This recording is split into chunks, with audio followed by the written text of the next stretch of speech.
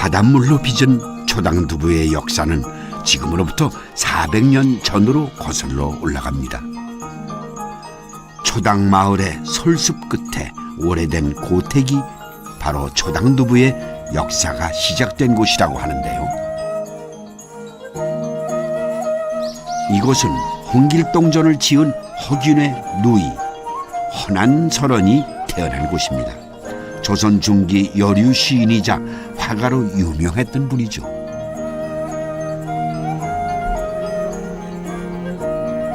허균과 허난설원의 아버지인 허엽 선생이 이곳에 머물며 초당두부를 만들었다는 이야기가 그 후손들에게 전해오고 있는데요. 초당두부를 만들었다는 허엽 선생은 과연 어떤 분이었을까요? 족보네요. 네, 그렇습니다. 허씨상.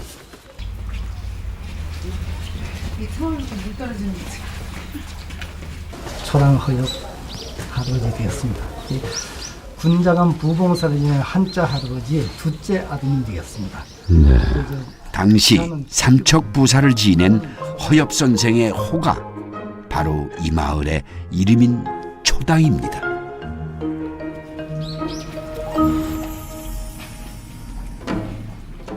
한자 할아버지가 이곳에 사실 때, 지거하실 때 마을이 이 콩이 많이 생산됐다고 합니다. 네. 그 콩을 가지고 맛있게 만들어 먹을 수 있는 방법이 없는가를 생각 끝에 네. 집 앞에 이제 맑은 샘물이 있었습니다. 이 맑은 샘물도 콩을 깨끗이 씻어가지고 동네의 그 청정 해수를 간수로 사용해가지고 두부를 만들어 먹었는데 그 맛이 몽글몽글한 게 아주 맛있어가지고 그 맛이 소문나서 그 마을이 번성해졌습니다. 네. 그래서 초당공에 이제 허엽 할아버지 호 벼로를 따가지고 네. 초당동이라고 전했다고 선대부터 전해내고 있습니다. 우리나라에서도 모두 초당두부는 다 알거든요. 근데 그 깊은 의미까지는 그렇게 해서 두부가 만들어지고 또 이름을 그렇게 붙였다는 사실에 대해서는 잘 모르실 거예요. 구전으로 전해오는 이야기입니다만 그분의 호가 아예 마을 이름이 되었을 정도로 그 영향이 얼마나 컸는지 짐작할 수 있는데요. 그렇게 시작된 초당두부는 지금까지도 마을 사람들의 가장 중요한 생계수단이 되어오고 있습니다.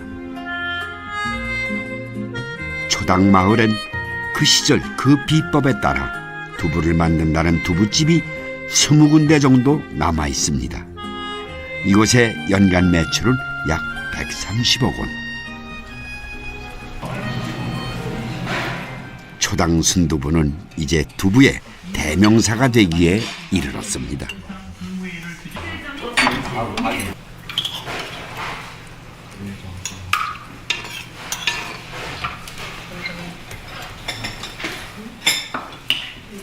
시장에서 손두부라고 이렇게 사서 먹는 거는 이 부드러운 맛이 안 나거든요. 이게 이렇게 뭐 텁텁하다 그래야 되나? 느끼하고. 이거는 되게 부드럽고요. 목에 그냥 살살 넘어가는 게 정말 맛있네요. 점점 믿고 먹을 수 있는 안전한 먹을거리를 찾기 힘든 세상입니다만 적어도 초당마을에선 매일매일 직접 빚어낸 신선한 두부를 마음 놓고 먹을 수 있습니다. 금방 끓어오른 콩물에는 마치 달걀 껍질처럼 하얗고 얇은 막이 생깁니다. 콩의 단백질 때문에 생기는 현상이라고 하는데 참 신기하죠. 우리는 이걸 그냥 걷어내버리지만 일본 사람들은 이것을 유바라고 해서 최고의 두부 요리로 친다고 합니다. 이게 두부피예요. 근데 이게 참 맛있어요. 아주 입에다 넣으면 감촉도 좋고요. 아주 엄청 꼬시고요. 부드러워요. 이거예요. 두부의 다양한 맛을 즐기는 일본인들과는 달리 우리나라 사람들은 두부 자체의 순수한 맛을 살려주는 요리를 즐겼습니다. 저녁마다 밥상에 오르다시피 하는 두부 전골은 김치를 깔고 그 위에 큼직하게 두부를 얹어 두부의 자체의 맛을 즐겼고 아, 그 정도요? 네.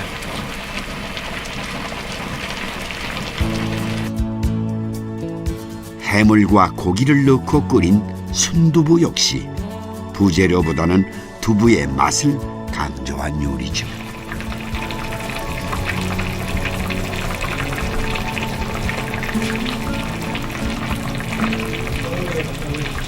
다른 두부보다 좀 부드럽고요. 끓이면 끓일수록 다른 거는 좀 딱딱한 느낌인데 이거는 끓일수록 엉키면서 부드러운 맛이 납니다. 특별한 요리 기술보다는 요리의 재료가 되는 두부의 품질이 중요했기에 처당두부는 오랫동안 그 전통을 유지할 수 있었던 겁니다.